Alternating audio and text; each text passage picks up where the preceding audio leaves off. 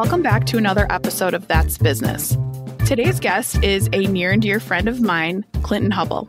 He's a native of the Pacific Northwest and a graduate of the University of Washington in Seattle. He attended the University of Detroit Mercy School of Law, where he received a book award and was a member and officer of the Moot Court Board of Advocates.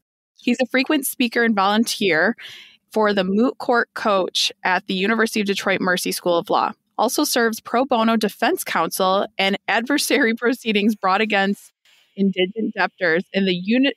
Wow, Clint, this is a lot here. In the United States Bankruptcy Court for the Eastern District of Michigan.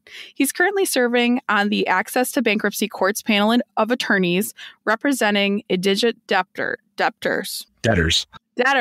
We'll say debtors.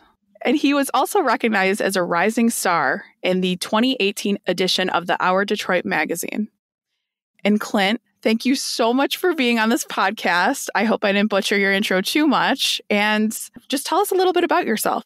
Well, thank you, Angela. I know we've been talking about doing this for a while, so yes. Thank you for organizing it. And my deficiency was that I didn't. You're a busy guy. I don't like talking about myself too much, and it's even hard to hear the intro, but thank you. That was very kind and generous. My name's Clint Hubbell. I'm a lawyer. I live in Ferndale, fabulous Ferndale, Michigan. Mm-hmm. My office is here in Southfield. I'm in private practice and have been for almost 14 years. I'm a father of 3 human babies and 3 fur babies as well. And we're all crammed into a good old-fashioned Ferndale bungalow and living a lot of life. But that's about me. Thanks for the intro. I did come from the Pacific Northwest. That's where I grew up, so I'm a transplant here to Michigan. But my family's got deep roots in Michigan, so it's kind of like coming back. Right. When did you decide you wanted to be a lawyer and get into the business that you're in right now? I've wanted to be a lawyer for kind of a long time, since really college. Okay.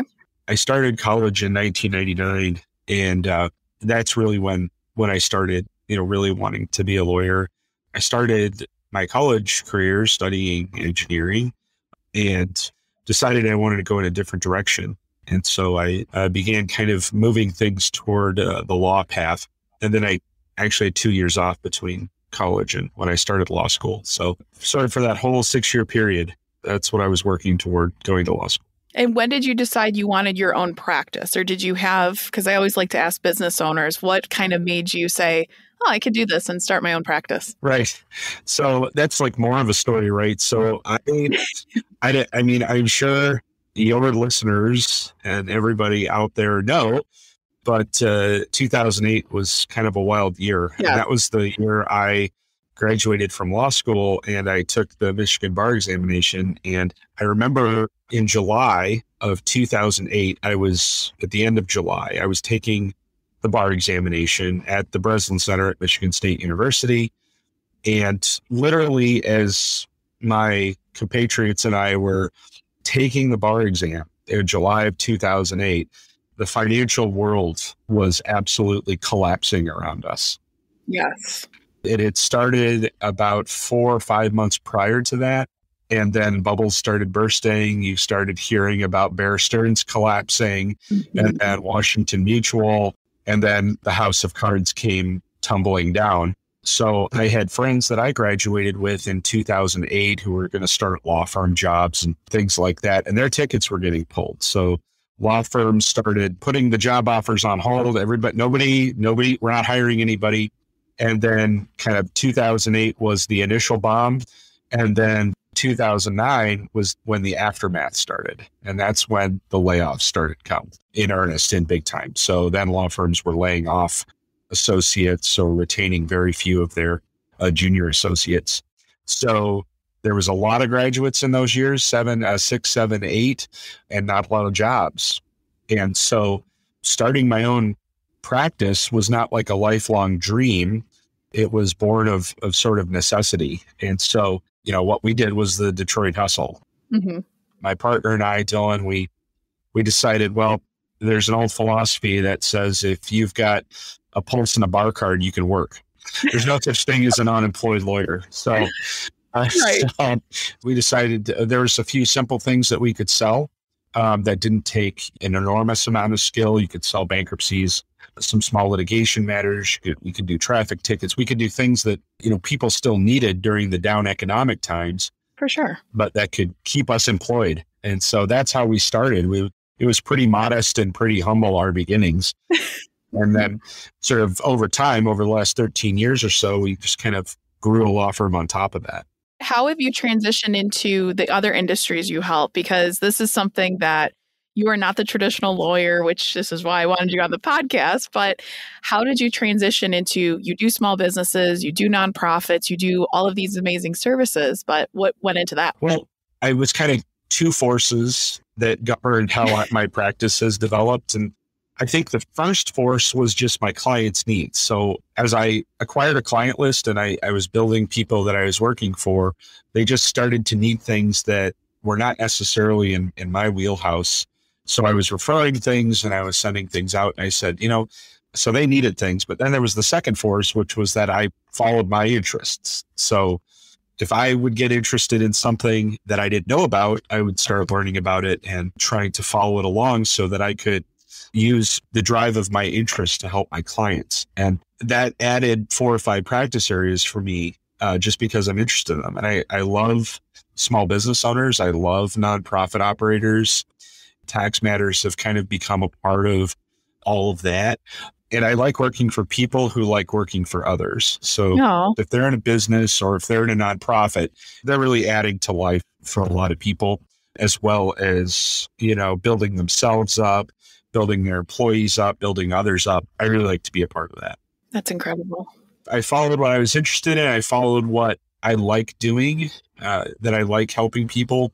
I like helping businesses, especially good ones that are not necessarily self-interested. I mean, we're a capitalist. I mean, businesses are self-interested, but right. I find that I like business owners in general. There's some that are not great, but obviously, but in general, like with anything. Yeah. Right? But especially young entrepreneurs who have a product, who have a service, who want to get it out there in the marketplace.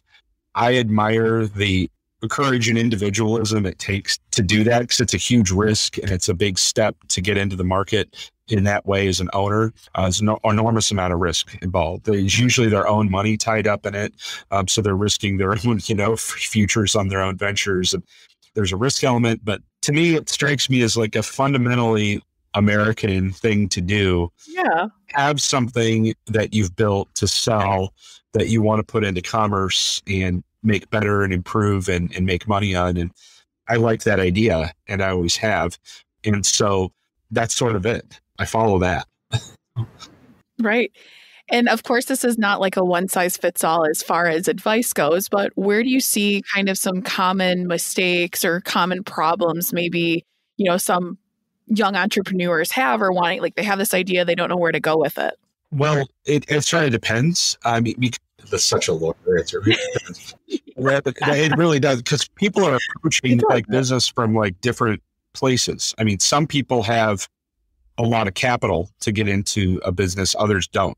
So the person who's got a good idea or a product but has no capital, their concern is on capitalizing their enterprise, their thing. Mm-hmm. So getting money, are we going to borrow it? Are we going to raise it through getting partnerships going or and I'll see with members, some members bring money, other members bring expertise in the product or service, and we try to mix those together into a going concern. And so I think the money aspect when it comes to starting a business is the big looming question over the whole thing. Like, sure. How am I going to take care of myself while we start this thing? Where's the startup capital coming from? Do I have to give away equity to be with a partner who is bringing the checkbook and that kind of thing? That is, I think, concern number one. Concern number two is my experiences. I don't know if this is general. I don't want to make too many generalizations, but my experience is that if people get into a business and they start doing whatever it is they do, they're selling their product, they're selling their service, they actually shock themselves with their own success. They're like, well, I was anticipating all these problems, we're actually doing pretty well. Like Right. I'm doing the thing. We're baking the cakes. We're selling the merchandise. We're making the architecture services. We're doing the dentistry. We're doing the veterinary, whatever it is, we're doing it. And they're kind of like, well, I wasn't expecting to do well. And I was expecting to have all these problems. And I said, no, that's a good thing. Embrace that, Right. like it. And so I have discussions about, with them. I love that moment because then we can come have discussions about, well, how's the way to responsibly grow? What kind of liability protections do we need in place, especially if you're like an occupational licensee of some kind, if you're doing recruiting under an occupational license, or if you're doing veterinary medicine, or if you're doing nursing, or if you're doing childcare services, or you're doing something else, food service, where you need constant involvement of the government with the health code, and you've got employees and papers flying around everywhere all the time. It's a natural breeding ground for lots of discussions about lots of different things when somebody hits the success that they didn't anticipate. And so it can go 20 different directions. I mean, once in a while it goes the other way and it doesn't work. Sure, of course. Then the discussion is, well, how do we put it down? If an idea is not working, I mean, we need to make some decisions. Are you going to continue to go into debt to fund making the thing go? Are you going to continue to, what are you going to do how far are you willing to go with it to try to work your way out of it? And that's a different set of discussions. But I think the majority of them are the former. They shock themselves that they're actually doing the thing. And I like the follow-up discussions of those things. Right. I love that. And my next question, you kind of just justified yourself of what makes you different than other lawyers. But a big piece of who you are, at least from my experience being your friend, is you really look at everything of like the betterment with people's interests in mind. Like when I was talking about opening up the recruiting end of my business, you're like, oh, you need to do this and do that. I'm like, oh my God, I don't even know. I don't know where to start. This is crazy. This is this. And I think what makes you very different is like, yes, of course, like you said, capitalism exists for sure, but you very much look for your client's best interests in mind.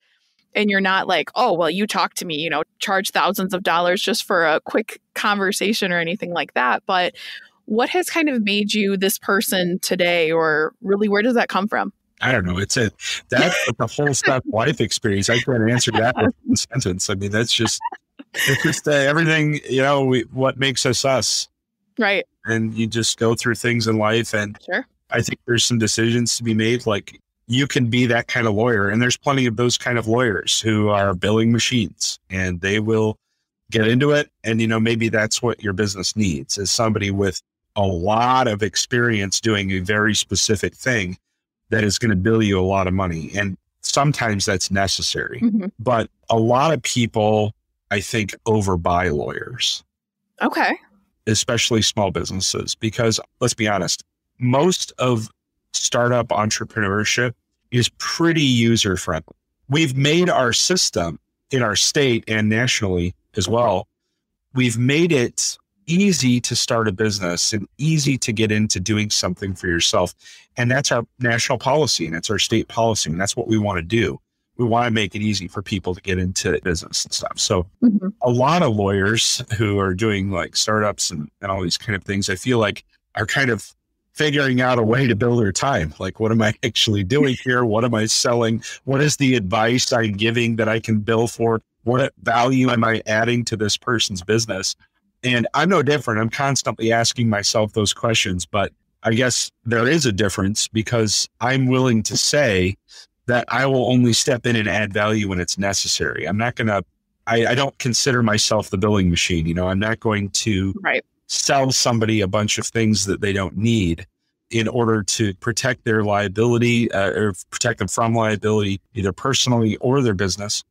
Because the way the world of laws is set up today, most liability is, bled off by limited liability entities that we've set up, and also by insurance. So we can insure against most risks and losses, and we can build entity our way out of a lot of liabilities if it's done right. So I try to keep it there when it comes to limiting personal liability for things, to encourage people to take risks and go out and do a product or service. But there are some things that are really, detail necessary, mergers and acquisitions, that kind of thing. If you're going to buy a business, you need to be detailed. There needs to be a high level of skill involved in that transaction. There may be tax consequences of those things. So the billing is justified because there's a lot of really specific details that need to be each looked at before a transaction like that is undertaken. So to start a business, you don't need a lawyer billing you $400 an hour for, you don't need 25 grand for a lawyer, to do these things, up front. That's just, I think that's overbuying a lawyer. There's plenty of lawyers who are going to tell you need that for sure, but not this guy. And I love that you bring that up because that's always the first thing. Like when I have clients that start consulting businesses or anything else, they're like, oh, well, I'm getting a lawyer to get the LLC and I'm getting this and that. And I'm like, okay, but you don't need that. Like, understand the difference. Like, you don't need a lawyer. I didn't use a lawyer. I mean, I used you for other things, like as we grew, but you're absolutely right. I mean, depending on the industry, but that's always, I feel like people's first is like, I need a lawyer and I need to do everything. But you're not going to lose anything but money by doing that, right? I mean, but if you've got a limited amount of capital, to start your business, I mean, you probably want to put as much of it into actually starting the business as possible. Now, if you start up, you file articles, you go out and have the informal conversations with the people that you need to get your capital together. Now we've got maybe a more complex relationship between the capital. I've got me and a partner. I'm doing the product or service, but the partner's bringing the checkbook. Maybe a lawyer needs to step in there and offer some suggestions about an operating agreement or a partnership agreement that kind of sets out how the relationship works between the two of them. I don't want to undersell lawyers either at this point, because at that moment, that's probably a pretty good moment to get a lawyer involved that can, make it clear so everybody's on the same page about what the relationship is going into this business or capitalizing this business. What do I get? What do you get? What risk of loss do I bear? What risk of loss do you bear? I mean, that's important because if something goes south and you need to draw the business down, it's like a divorce. That's the moment where people can get pissed off at each other, and start fights. And now all of a sudden we've got a complaint filed in a circuit court and we're spending what precious resources we have on lawyers litigating minutia. So that moment is probably a good moment to get a lawyer involved. Mm-hmm. And what are some of the, maybe, I don't want to say must have questions, but must ask questions that say I'm going to look for a lawyer, or because I feel like, no offense, but lawyers are big and scary to a lot of people, that it's like, oh my gosh, I don't know. It's a ton of money. Can I afford it? What do I ask? How do I find good ones? But what are some like quick and easy questions potential clients can ask lawyers? Like, I love this because I feel like on the internet, there's like, I'm hiring a lawyer, what to ask them. Yes. For some reason, number one question is, how long have you been doing this? Like, I don't know why the internet tells people to ask that question, because for two reasons. Number one is, I promise I won't represent you if I'm not competent to, and all lawyers have to make that promise. Number two is, why does it matter? So if I say, I've been doing this for 14 years, do you, as the person hiring a lawyer, know the difference between somebody who's the capabilities of somebody who's been doing this for 14 years and the capability of somebody who's been doing this for 25 years?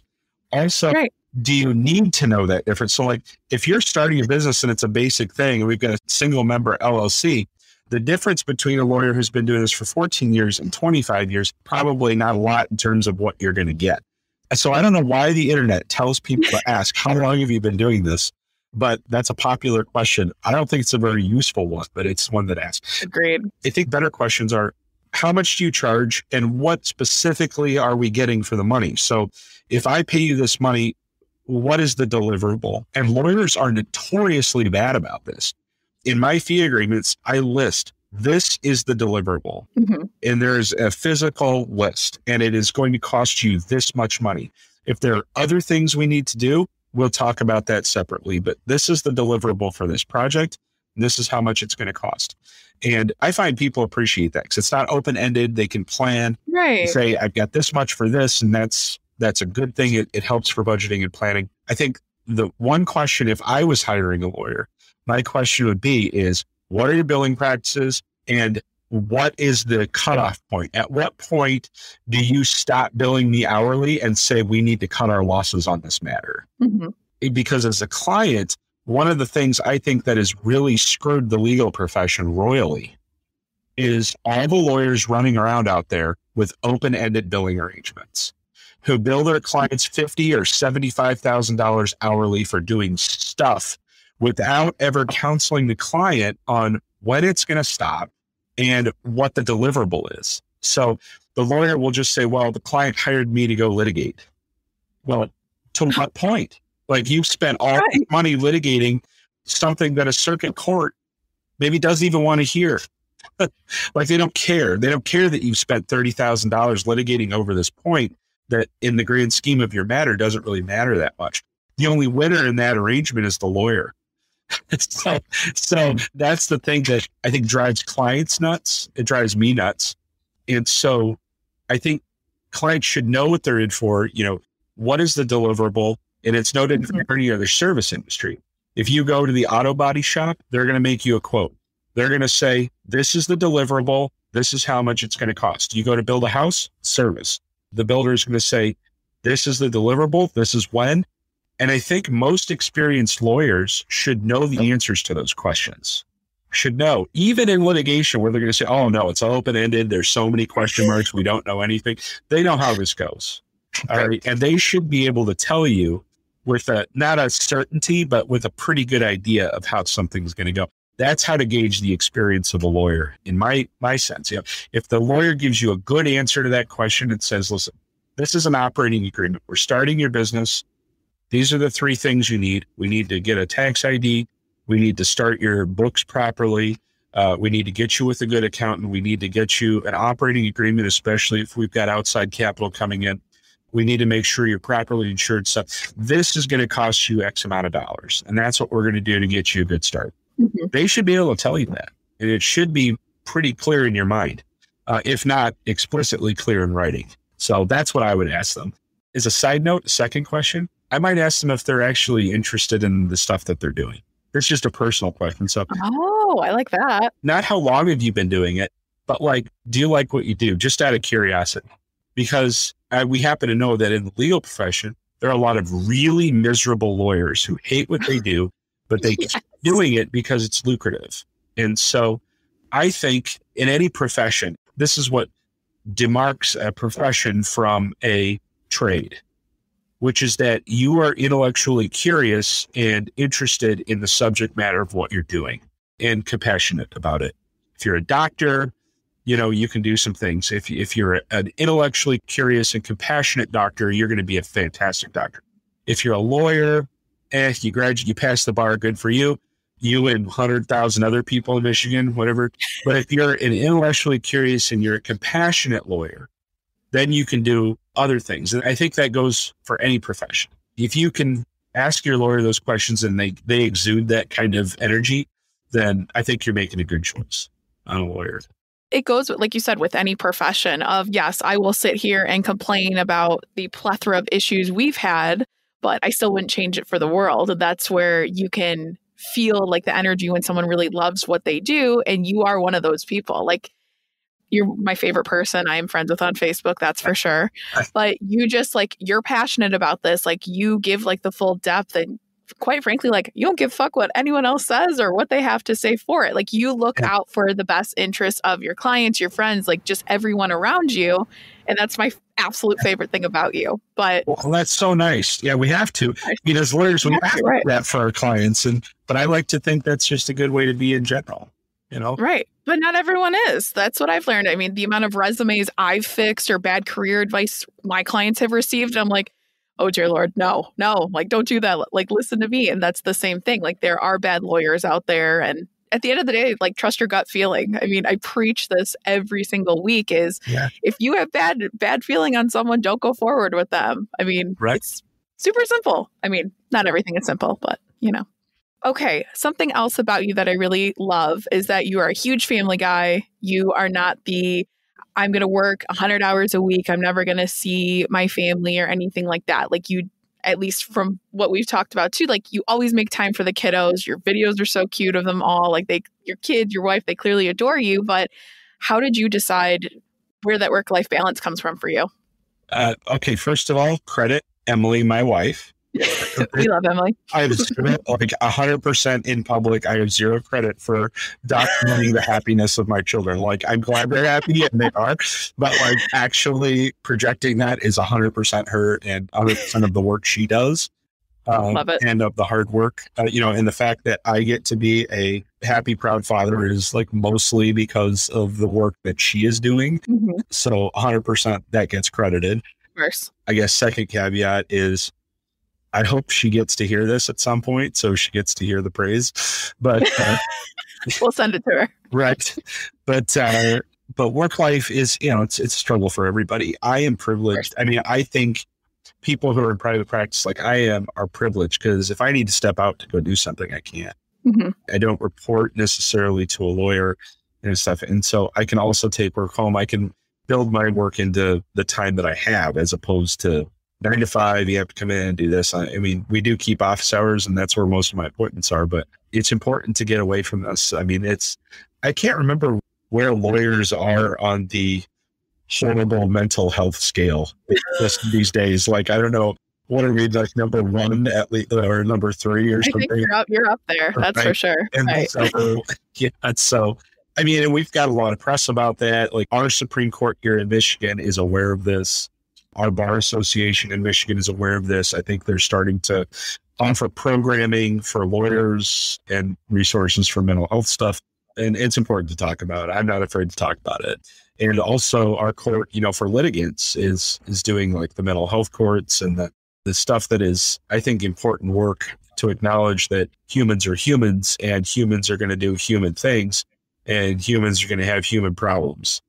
I wish people had at least the kind of work-life arrangement I had, but I mean, I think it even needs to go further. I mean, we have to be able to separate clearly, my job, the thing that I'm doing for someone for profit and being away with my kids. And I, at least in my mind, I try to keep those things separate. And I also desperately have held on to the idea that I don't work weekends, and I've managed to do that pretty successfully so far, which is amazing because most lawyers, I think, envy that. Oh, right. So that's awesome. No, it's hard. I mean, you're constantly thinking about the business. You think any good business owner is like, you constantly think of the business, even after hours. This is a great idea. I've had some of the best ideas at the bar, and I'm like, text myself that for later. We'll look at that tomorrow morning. But sure, I love that. And as we wrap up here, are you taking on new clients, and where can listeners find you? HubbellDuval.com, 248-595-8617. That's our email address. That's our website. Our website and our phone number. That's where they can find us. I'm all over kind of stuff too. I mean, there's superlawyers.com, our Michigan, all my contacts up there. And so those are easy ways to get us. Yes, we're taking new clients. We actually just started again during COVID. We got so bogged down that we actually had to stop taking on new clients, but we have that capacity back for new clients. So yes, we are. We're taking on clients for small business stuff. My partner's taking clients for estate planning. I represent a number of trustees and directors, boards of directors. So those are the kinds of business that I'd love to have and I love to work on. Amazing. Well, Clint, thank you so much for being a guest. And as always, for listeners, tune in next week for another episode of That's Business.